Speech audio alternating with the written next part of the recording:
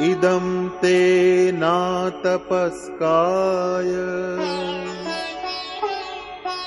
ना भक्ताय कदाचन न चाशुश्रूषवे वाच्यम् न च मां योऽभ्यसूयति। అర్జున, ఈ ప్రకారంగా నీ హితం కోసం చెప్పబడిన ఈ గీతోపదేశాన్ని ఏ కాలంలోనూ మరిచిపోయి కూడా తపస్సుచే రహితుడైన మనుష్యునికి చెప్పకూడదు. భక్తి రహితుడైన వారికి కూడా చెప్పరాదు.